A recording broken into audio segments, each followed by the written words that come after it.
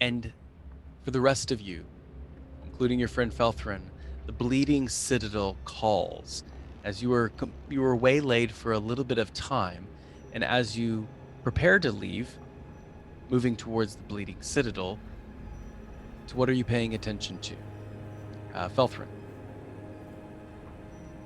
Felthran's just doing inventory of the party, making sure that everybody is as well as they can be, and trying to see if there's anything he should be doing for them.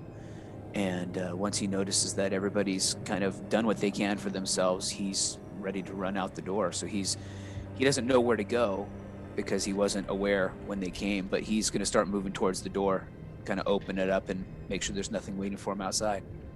Bramble, with those 2 books in your hand, you remember seeing the Bleeding Citadel right before you came here to the hamlet.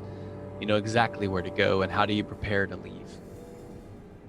He's gonna take one final thumb through the books, not actually expecting to find anything, but just he hates leaving information behind, but he has no room for these 2 extra books. So he's gonna take one last cursory thumb through and sort of leave them behind with a longing look in his eye. So much untapped information here. The book on the Bleeding Citadel and the book on abyssal corruption, correct? Yes.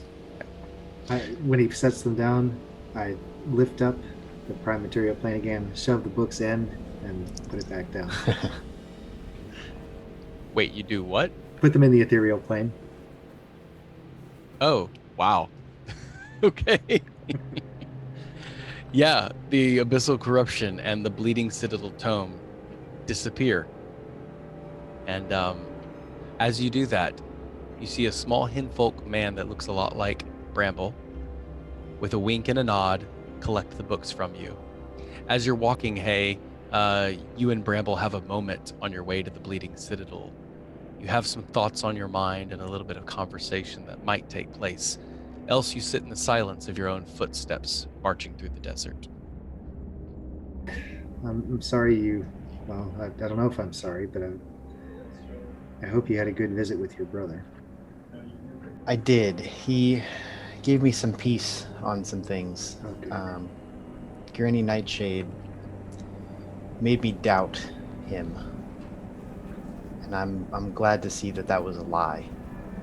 To hear it from everything she touches is a lie. I knew that, and I really wanted to believe it, but it was good to hear it from him. Well, I'm glad you have that. Thanks. I don't know much about you or him, but if he's anything like you, he's a good guy. Thanks, Hay. Garandan, as you are preparing to leave, marching on through the plains of Avernus, how do you prepare, and what do we see? So Garandan is trying to find those footsteps that Red Ruth left to see if we can follow those to kind of keep bearing.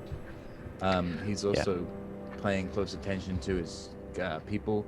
He doesn't know if we were able to rest up, take a short rest, or if we all were in need of healing. So he's worried about that. You have spent a total of 8 hours here in the hamlet, so you have all the benefits of a long rest. Garandan, what you notice, I'll let you do a survival check as you're tracking her. 3 pieces of information. I want to see how many you get. So I rolled a 2, but I have a plus 11, so it's a 13. 13. All right, yeah. So what you notice, you very acutely find her footprints, and clear enough, she is heading towards the Bleeding Citadel. You notice that she's dragging something, but you're not sure at this point how large it is, how heavy it is, but you notice that she's got this little side trail of something that she had been carrying. But unfortunately, you don't know how easy it is. And Bramble, as you touch the circlet upon your head, pushing back your hair, you notice that it has received its charges. So we're going to do a little random. You're going to roll a d4 to determine how many charges. Re-roll on a 4. 2. You have 2 charges left. Zariel, how are you preparing to leave as you march on back through the desert of Avernus, heading towards the Bleeding Citadel? I want to prepare for an ambush since she knows.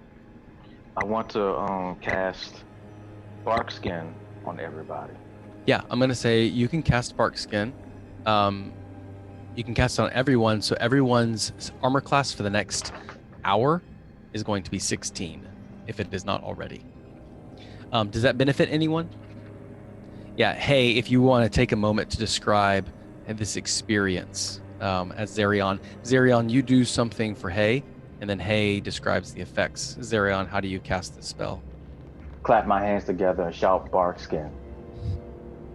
And tree bark start flying all everywhere, start connecting everybody. I see the bark starting to climb up my legs, and at first there's a moment of uh-oh, but then when I realize that it's tree bark, I just stand there and let it go. But as it comes up, I see that it's maple, and I think to myself, please let it be paper bark. Please let it be paper bark. And so then it's just this beautiful white peeling bark that encases my legs and arms and body. Just in case somebody rolls bad. I will. No worries there.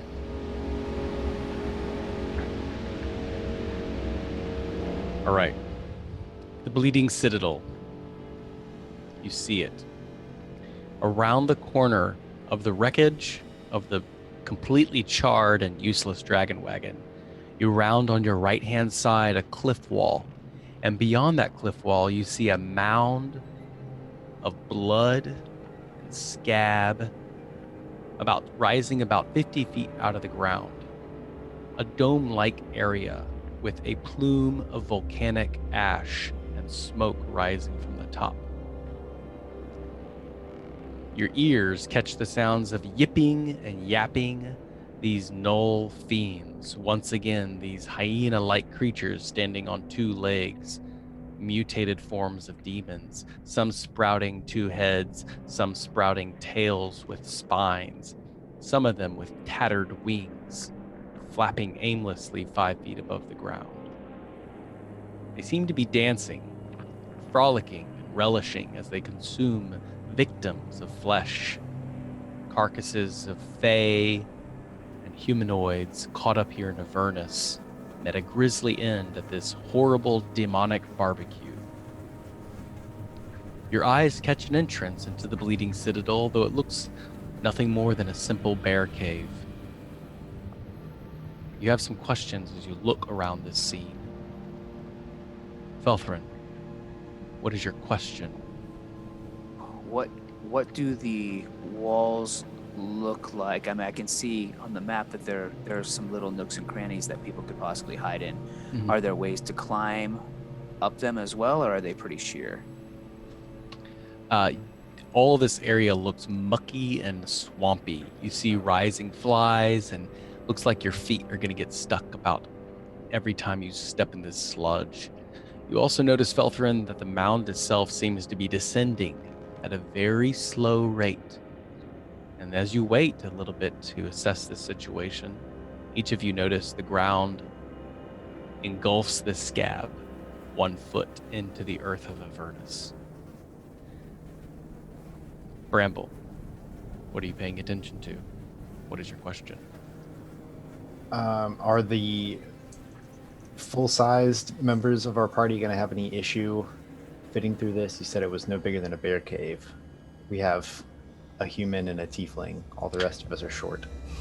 It will be no problem for them entering. Okay. The problem you see is that during this party, it's very likely that a gnoll will be passing by this bear cave. Bramble will try to conceal their passage then. Okay. Garandan, to what do you pay attention to?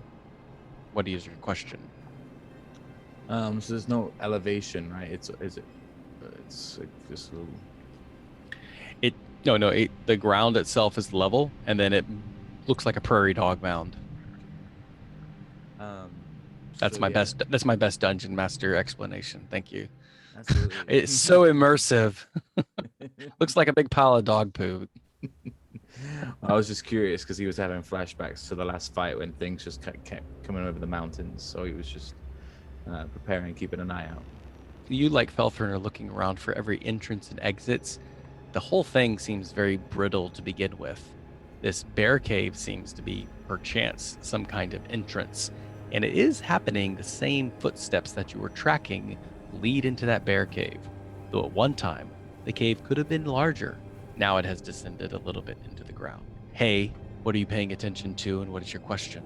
So just to be sure, this is an actual cave with a roof on it and everything. Yeah, it is the if you imagine like an igloo. So the whole thing is a dome, and then there's a small entrance into that dome. All right, just making sure I understand the picture. I am getting a quick mental count of how many gnolls there appear to be. 50 to 100, you can see. Okay, and they're all dancing in that large circular room at the end. It's a pretty scattered party. There are some disgusting bonfires of skewered creatures. 25 of them gathered around in one area. There are a couple that are dancing. There are some that are bloated, completely lying, sprawled out on the desert floor. But the most active are... Very close to the entrance, though they seem to be gathered around the entire perimeter Gotcha. of the mound. And Zariel, you have a question about this scene. All right, so I imagine that if we are caught, we'll have all of them on top of us. Yes, if you were to gather their attention, they would probably add you to the menu for the night. Okay. Is there anybody around that's bigger? Or is it just them that we may have to contend with? Yeah, make a perception check. Rolling. I rolled a 15. You don't see anything larger than a knoll at this point. They all stand Okay. about 5 feet. Yeah, 5 feet tall. All right. I'm preparing Pass Without a Trace for safe passage, unless the guys here want to deal with the gnolls. You have a moment, though. You all look at each other. The whites of your eyes meet as you devise a plan of entry. I can use Pass Without a Trace to get us in, unless any of y'all want to deal with the gnolls and get them out of our hair for good. It seems like there's many of them to fight. If we can sneak past, that'd be a better choice. I don't want to smash or cut off any more gnoll heads. That didn't turn out so good for me. Maybe this will help. And Garen then pulls a bit of cork out and starts sprinkling it on the ground, and everyone's got water walk, so no tough terrain. Granted, another question, if something happens inside the Citadel, would they be on top of us then? I think if they're gonna come for us. We'll have better control inside the Citadel rather than outside where they can surround us. Pass Without a Trace is definitely the way to go. Also, please have your hammer ready just in case. Yeah, thick shadows cling to your body, concealing you, making you appear like the camouflaged terrain of Avernus. And your feet suddenly become a little bit lighter. As you get closer to this area, you see like the ground would normally be boggy and swampy, sucking you into the ground. Yet now with these light feet, you begin to almost glide across this difficult terrain. Any other plans? I could, since I know we're not all terribly stealthy, I could run ahead, get a good look around, set up, find a place where we might be able to teleport and come back and teleport us all there. But the teleport, can go wrong. How about that new explosives that you got? You think you can make a distraction? Oh, yeah. I forgot about those. Is Felthran having any ill effects from being around the... Felthrin, you feel strong as ever. Okay, good. I think we just need to make our way in there as quietly as possible and see what we can do. And if they find us, then we stop them like we stopped everybody else. I feel good. Just make sure you keep half an eye on me.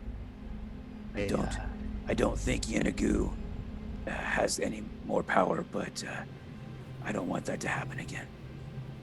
Hey, Zariel, if we see Red Ruth, does she have any blind spots or weaknesses that we could exploit? She was quite fond of me. I can keep her distracted while y'all sneak up behind her and do what y'all do. But if you see Mad Maggie, we should run for the time being. We should split and form up with a plan, as she will be difficult to deal with. We'll quit where we're ahead. Oh, Uh, Hay is going to actually cast levitate on himself, and he's going to crawl basically the ceiling. So he's going to pace the party below, but like crawling upside down. Okay. It sounds at this point everyone has made their preparations, are prepared to enter through this small bear cave. Please roll your stealth checks. You get a plus 10 because pass without a trace. You're going for a 15 or higher. The natural 20, so 37. do I have disadvantage because of chainmail, or is it? No. Zariel, what did you get? 22. Silently, the shadows clinging to you. You move through this horrid barbecue. At one point, Bramble, you are crouching and moving, ducking back and forth, and this gnoll just reaches out from nowhere, bursting forth from this party, and he's wild-eyed and looking around, and he's got this hand in his hand, and he's just chewing on it, and he just roars and says, "Blessed be the gluttonous form of the demon lord Yenagu. His feast will scour the plains and reach the ends of the earth. Avernus will fall. Zariel will fall." And they begin chanting. They do not see you as they're caught up in the revelry. Hey, as you are beginning to slowly levitate and cling to the air, you see before you this mess of barbecued people, fey creatures, some even demons and devils. Images of folks like Sergeant McCormick, soldiers of the Infernal Legion, met a grisly end here at Avernus, and these horrible gnolls begin chanting and dancing and frolicking around. And the most sickening sight is you see that they're all enjoying this, having fun. They begin to chant and praise the demon lord, and they continue to fill their bellies. One you see collapses to the ground, his bloated belly full, and he just lies there in complete agony after stuffing himself. Garandan, as you're tiptoeing through the shadows, holding your chainmail to keep it from clinking too loud, a gnoll snaps its neck over to you, but at that very moment, one of the poor creatures that had killed, its bloated body bursts open, and these tiny little spider-like maw demons begin crawling out and skittering and scouring, looking around for creatures to devour. They go forth in the darkness of Avernus to do the demon lord's will. Drums begin to beat. A horn begins to blast, and a celebration has begun. And Felthrin, as you motion for everyone to enter into this cave, you notice that it sinks yet a little lower. The ground is swampy, and flies and gnats begin bursting forth as you step onto this terrain. You expect that your ground would be sucking you in, as is like a swamp of blood. You have a horrid stench of blood and scabs and putrefaction as you enter into this area. So I would like everyone to make a Constitution saving throw. Please describe your success and failures. You are going for a 20. Felthrin. Felthrin rolled a 5. Even though he's healthy, he's reminded of what he went through, and he's just feeling super nauseous. He's doing everything he can not to make a noise throwing up. Bramble. Bramble thought he was going to be fine, but the deeper he wades into it only takes a few steps. The deeper he wades into this, he's just overwhelmed by the smell on top of it all. He was getting used to the sight, but the smell is just too much. Hey. Up above, crawling upside down on the ceiling and trying to pace everything, I'm a little bit removed from the nastiness, but to make sure, I summoned an orange scent to hover around my face, and all it does is it smells like decaying orange now. And so I do retch a little bit up there with my 7. Zarion, a little bit of vomit from hay splatters on the ground at your feet. You were going for a 20. You got a 15. Please describe your failure as you enter into this room. Once I see him vomit and the smell, I'll choke immediately right afterward. I hunched over and it all comes out. Even the hero's feast.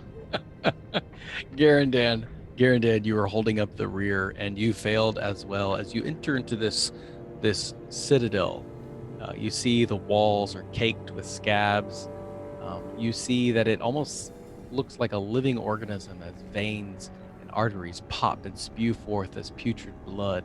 Some of it even frank and fresh, red flowing rivers stick to your feet.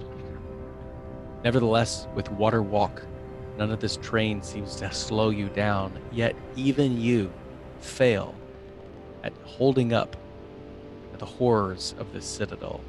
How does that appear?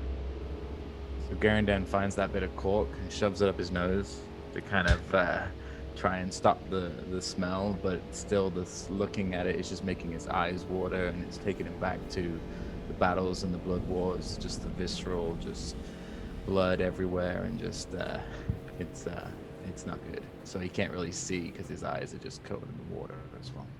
Bramble, as you round the corner, you hear voices speaking in Abyssal. And there are 2 very large gorilla demons with their backs turned towards you. And they have strapped to the wall a red-skinned devil prisoner. His horns have been sawed off. His tail has been cut and is now strapped around a whip. And they are using his own tail to whip and slash at this devil. And they are mocking him, making fun of him, cursing him in every foul language. And over in the corner, hanging from the wall, is an old woman. Her hair hangs long and wet and tattered with blood. Her robes stretched out long. You suck in your breath as you see Red Ruth hanging there, gasping with moments of life left in her body. These 2 gorilla demons seem to be having a good time torturing this fey creature and this fiend. Bramble, you have a chance to respond. Using just symbols. He's going like hand symbols. He's gonna basically ask, like, do we interfere or do we go around? Felthrin, How far away from the other gnolls are we at this point, or are there gnolls scattered in between us? you see no gnolls as they have all partied outside. You are well within this cave now. Okay. Yeah. So it's just these 2 monkey demons. Oh, Yep. no. I think I make the action of the hammer coming down on their heads. Garandan, do you have anything to add to this as you see the lightning begin to tickle and crackle the warhammer? No, he just blesses everyone. And just like, here we go, guys, and cast bless.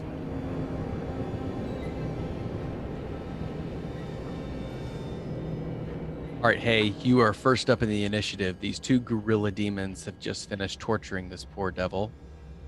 And hanging over in the corner is Red Ruth, hanging on by a thread. Since you were first up in the initiative, how would you like to proceed? I think I see the gorilla demons as the most pressing threat. And so, am I physically affected by the results of our Constitution check? No. Okay. All right. So I'm going to, from my Spider-Man perch, I'm just going to reach back and shoot 1, 2, 3, 4 Eldritch blasts. I'm going to start with Hex on the nearer gorilla demon and affect his dexterity. Okay. And then I'm going to start firing. Okay, you're going for a 16. Double 13s plus 10, so 23, 23. 2 hits. And then 16 and 20 through 27. So those should all hit. Nice. Okay, 4 hits. How much damage? Total of 30 points of damage on the one. All 4 targeting the same guy. Okay, nice. To the back, the Eldritch energy crackles and seizes him up for a minute. Nevertheless, you have the advantage of surprise upon these fellows. So, next in the initiative, hey, if you stay in your place, Garandan is up next. So seeing Hay striking and hexing, he is going to do the same thing with a guiding bolt to that same beast, trying to take it down. Garandan, go and fire your guiding bolt.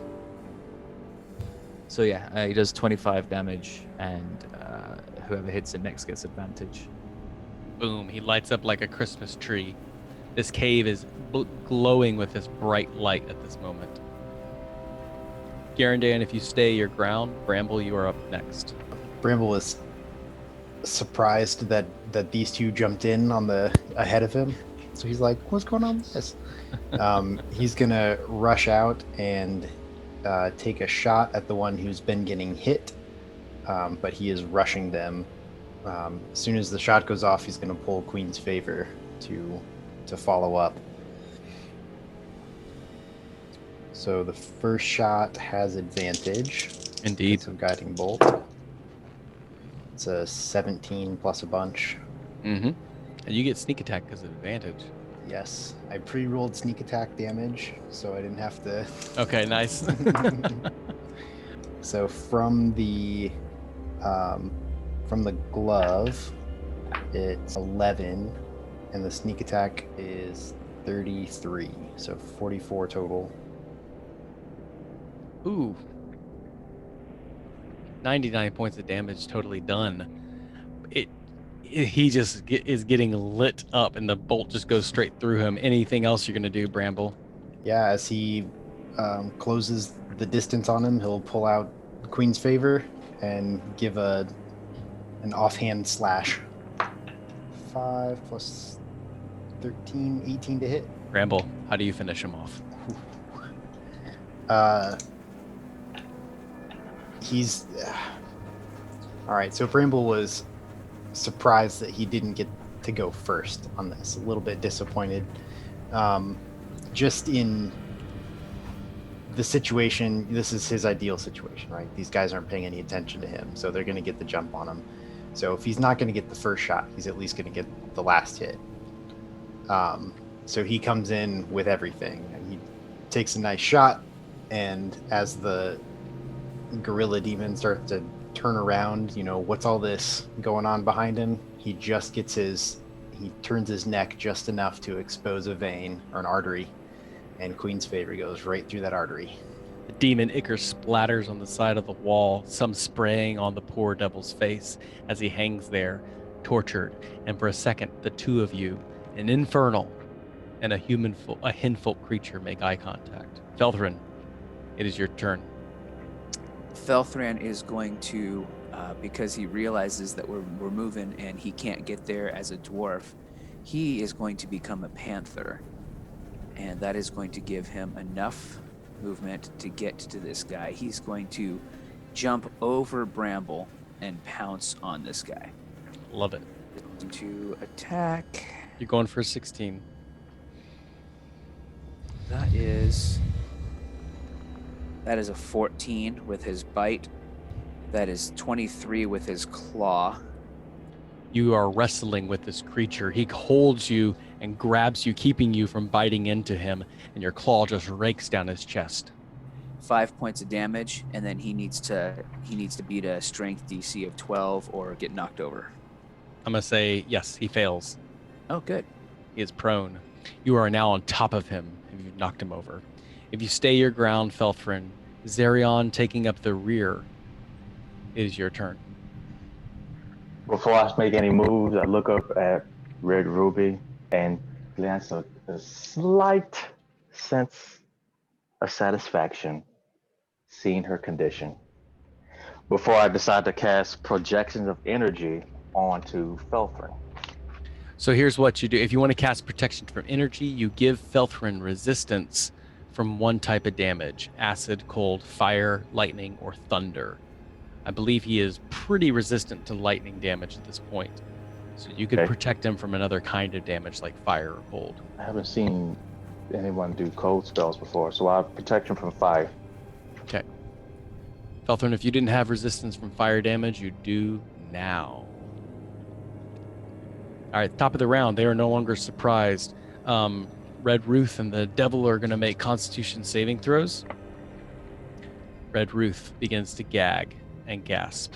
The Devil collapses, unconscious, weakened in his strength. He just slumps his body as he hangs there alongside the scabbed wall.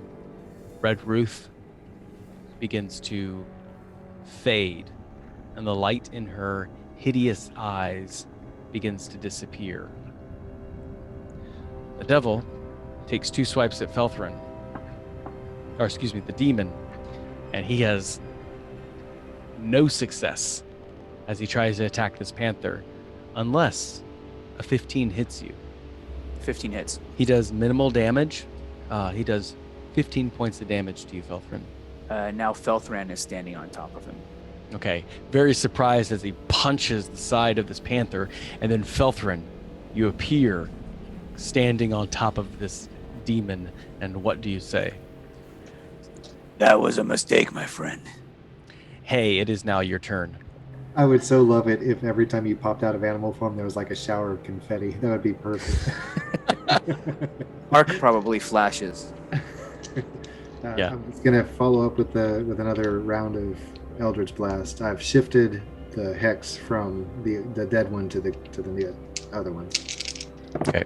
And we're still able to add a +4 to rolls here, or a +D4. Oh, because of the bless, yes. I'm gonna say disadvantage because he is prone at this point. Unless- yeah. Because I'm above and I'm shooting straight down. Oh, fair enough. Yeah, straight roll then. Yeah, they're all gonna hit. They're all 16 or above. Do your damage. Total of 46 points of damage. 46 plus 5. Yeah, this cantrip is nuts. That's amazing. He's 51 points, just gets blasted. If you stay your ground, Garandian, it's your turn. So Garandan, seeing that the 2 people who bludgeon and slash have got the demon under control, and he's raining hellfire on him, he's gonna run over to Red Ruth and spare the dying on her. It's not time for you yet. As you cast Spare the Dying, she quickly wakes up and she grabs both of your cheeks, pulls you up with immense amounts of strength, and gives you a large kiss on the lips. She slams you back down and says, "Dearie, necromancy has always been my favorite." And her face is completely blue from the cutoff of circulation. And she says, "But I'm in a bit of a tight spot if we're going to cuddle. Mind cutting me down?" Lady, this has been a gross day. I've been vomited on, seeing blood coming out of walls. But that was by far the grossest thing that has happened. So don't mind me. I'm not in a cuddling mood. Well, Garandan, if you stay your ground, Bramble, it is now your turn. Bramble's gonna slink around to the other side of this gorilla demon and get some acid going on Queen's favor. Ooh. Oh, okay. So I rolled the natural 1, but I'm a halfling. So. Abyssal corruption kicks in. No! That's a 24 to hit. You do. You stab him right in the shoulder. 11 acid damage plus 30 from the sneak attack. Just kidding. 49 total. 49. That would be right at 100. Bramble, how do you finish him off? It's, it's a thing. He's lying on his back. Felthrin just pops up on him. Felthrin, you're standing on top as Bramble takes the last hit and ends this miserable demon's life. How do you finish it off, Felthrin? Run over to the devil and say, I don't know. I don't even know if he wants to say anything. He's just going to run over to the devil and stand there menacingly looking. Right, he is completely nude as the devil can be. He's striped with his own tail, his barely breathing, on suffering at the point of annihilation. Then Felthran will look to Garandan and say, "Can we save this one, or should I put him out of his misery?" Oh, brother, I think we'll leave him. If we kill him, he's gone for good. We don't know this place. He might be able to help us. Felthran will cast cure light wounds on him. I don't know if that'll at least sustain him. Felthrin, you touch him? Well, that's a good question. No, I don't think Felthran would touch him. Can he like place his hammer on him? No. Never thought I'd see the day when Felthrin was thinking about saving a demon. Yeah, I don't think Felthran would touch him. I think he's going to look confused and then just stand there over him. To be clear, we are talking about the devil prisoner. Correct. Yes. Okay. Yep. Yes. Yes. Not the demon. No. Yeah, gotcha. Just making sure. Yes. The devil prisoner. Okay. So he's hanging there on the wall, and you're standing in front of him. Correct. Okay. A little time passes. Waiting to see what the rest of the party's going to do. Who do you look to? Garandan again.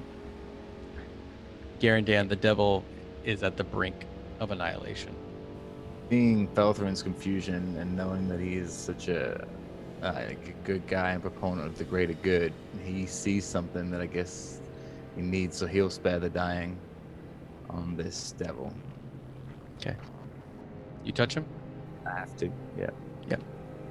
It's part of the job of healing. Yeah, he just wipes the kiss off his lips like, I guess I'll go touch this dead, dying guy.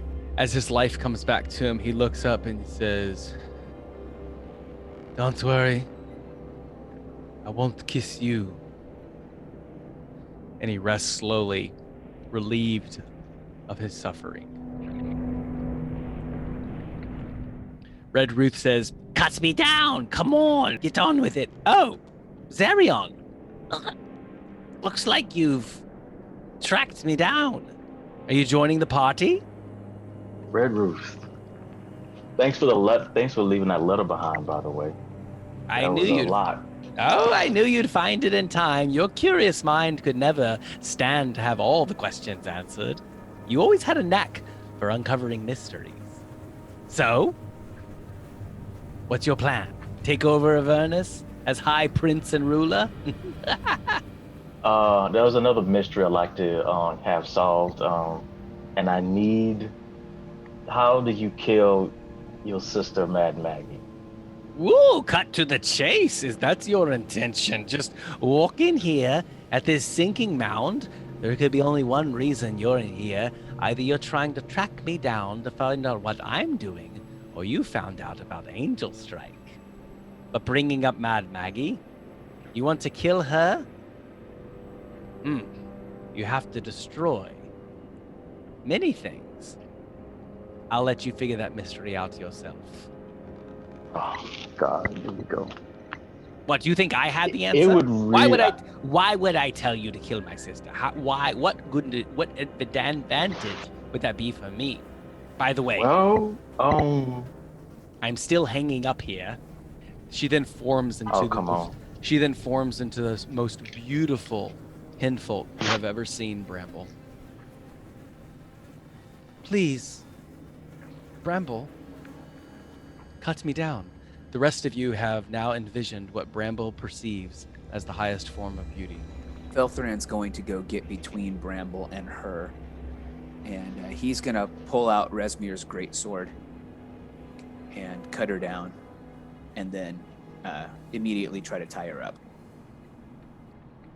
She willingly lets her hand. Yeah, she willingly lets your hand. Says, "Tying you up with rope, are you, Felthrin?" I think you prefer that to getting smashed over the head. Garandan's just like, why didn't you kiss me like that? Oh, so indeed. Well, I would have found you prefer hag form over hinfolk. it's still a hag, just so you know. Yeah, I would have been able to sleep better at night. Speaking of sleep, that is my specialty. Would you all care for a slumber, a nightmare? Thank you for saving my life. I can offer you many great things if we all just have a little bit of a slumber here in this Bleeding Citadel. I think that's the I worst don't think idea I've sleep ever is heard. what we need right Oh, now. fine. It's whatever. I'll just accompany you. You all see that the devil seems to be recovering from his wounds. He tears free from his bonds and stands there and says, I'm not going outside. Not while they're feasting out there. I'll take my chances in this sinking hellhole. Red Ruth looks at you and says, well, lead on. Don't keep a girl waiting. Zariel, how do you progress? I look at Red Ruby for a little bit, contemplating on what's going to happen if we run into Mad Maggie. I shake my head and we continue on into the Citadel. Oh, and I'll have one of the guys stay right behind her, just in case. Preferably Felfrin, with that nice hammer he got. The bark skin begins to wear off as you enter to this area. Who is leading into the Bleeding Citadel? Devil, hey friend, what's your name? And do you know this place? My name is Wesia. This is, no, I am unaccustomed to this place, but I know the gnolls outside are preparing some ritual as soon as it sinks into the ground. A great celebration of holiness. Destroyed. I can't imagine this place being the covet of any angel. It is horrid. It stinks of demonic ichor.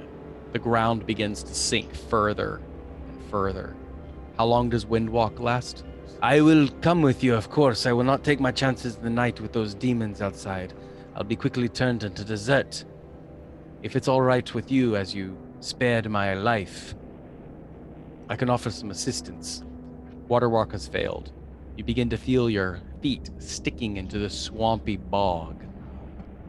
Every time you step, flies burp up from the ground, buzzing around your face.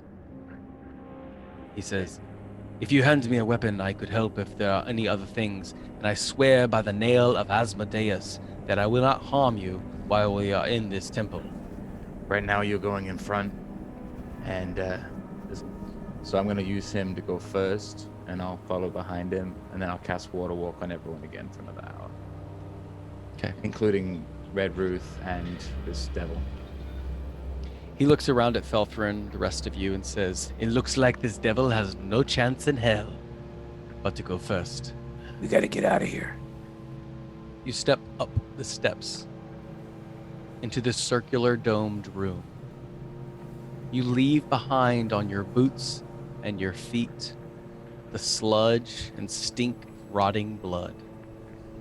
And you finally step on smooth white stone. The devil who is leading instinctively backs away, for Wexia covers his eyes as this strong radiant energy, and he curses and says, stinking toe flopper. By the 9 suns that is bright in there, I am not certain I should go into this place, for my soul is as foul as this place is holy. He looks to you, Garandan, and says, I think this is more of your liking. Yes, I think you are right. Garandan, as you step forward, a small tone, a perfect single tone, echoes throughout this circular chamber.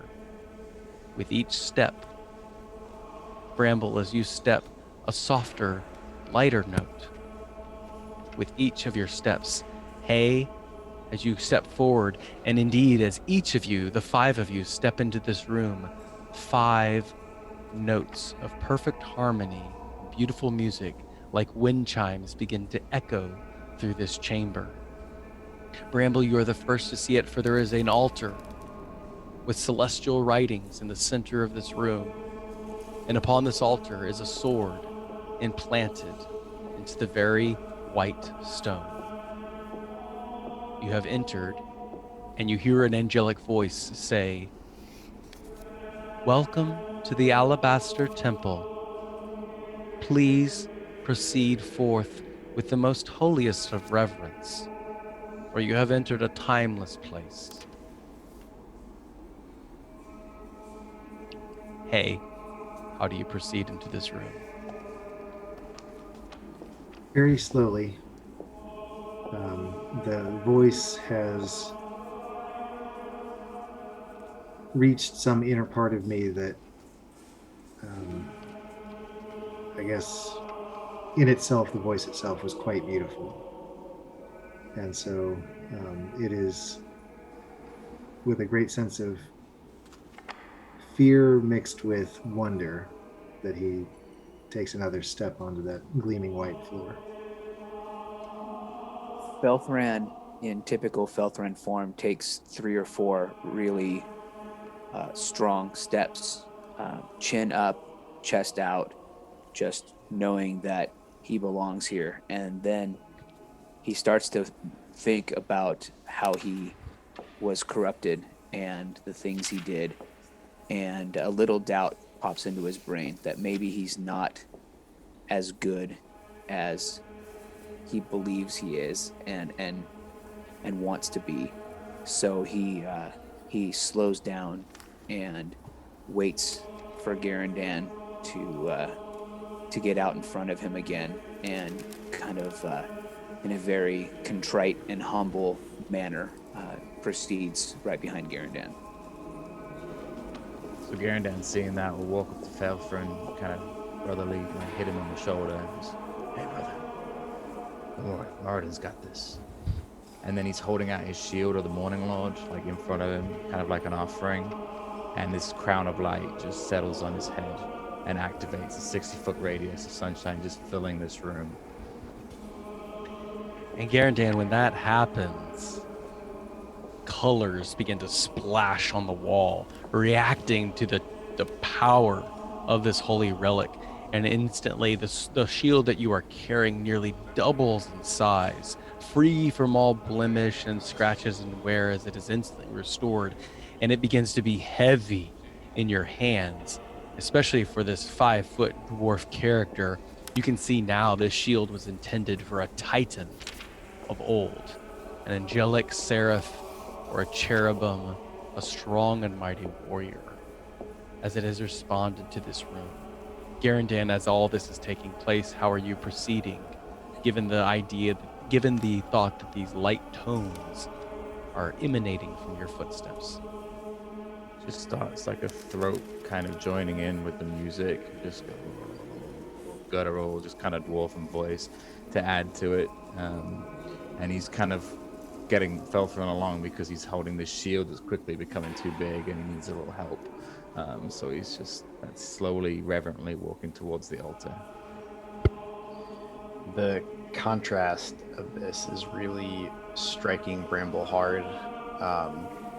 He's been really overcome by everything he's been sensing in Avernus, and this is just so utterly the opposite of that. And he can tell that it's kind of a holy feel to this. And I think he drops to his knees for a bit, overcome, and then the color, springs to life from Garandan's shield, and he just stops for a moment to pray to Moradin and just cries for a little bit. And as you drop both of your knees to the ground, 2 different tones, lower tones, begin to echo and complement your former footsteps. And with each tear that falls to the ground, the white alabaster stone floor begins to bleed into tie-dyed colors and leaves behind a memory. Zariel, you notice that Red Ruth and the devil do not enter into this room. Red Ruth kind of just hangs her head humbly and respectfully at the power from the Alabaster Temple and says, "Well, I'm not going in there." And the devil adds, "Not a chance." Zariel, considering who you are and what you have learned the past 24 hours. Beyond the threshold, for you are there, between this bleeding citadel of slime and muck and this holy white alabaster room, how do you proceed? After what I've learned, I stare at the room for a little while, wondering what this light is. I haven't seen it before. Most of my time, most of my life has been spent in the verses in muck, blood, dirt, war, and death. Almost insensitive, almost makes me insensitive to it all. But what I see in front of me is something new, something ethereal almost. And as I stare at the room, I take the steps inside to walk a little bit closer to the altar. And when you take your steps, Zariel, the notes are dissonant, pained. And for the first time, the music brings forth a song of sorrow, a minor chord, a dissonant noise. Yet you also are welcomed into this room. And as each of you stand before the altar, the voice begins to speak, and the celestial writing on the altar begins to light up and says, "This is Angelstrike, the sword hidden by Talos and Moonglow of the Order of the Balance, hidden from the fiend Zariel, for indeed this belonged to the angel Zariel. The one who takes this sword must be willing to make the ultimate sacrifice, to give up their life, their loves, their memories, and take on an angelic form for all eternity. These are the conditions." And as the voice echoes through this room, you feel the earthquake beginning, as the bleeding citadel sinks deeper and deeper into the heart of Avernus. And so for now, our story concludes. Hey, this is Jonathan with Sojourners Awake. I really hope you enjoyed the conclusion of this episode, The Alabaster Temple. Thanks for hanging in there during this time when I haven't been producing much of the content. We've been on a little bit of a break, and yes, I do want to finish this final story in which the Sojourners acquire Angelstrike and reconcile with Zariel and the force that threatens to overrun Avernus and all of the world of Bonzaro. Thanks again to Tabletop Audio for their wonderful background sounds and ambiance. Thank you to Owlbear Rodeo for their virtual tabletop usage, just making things simple for dungeon masters and players alike. And thank you to you, the listener, for your time, your attention, and your collaboration in imagining this story come to life. May your story continue.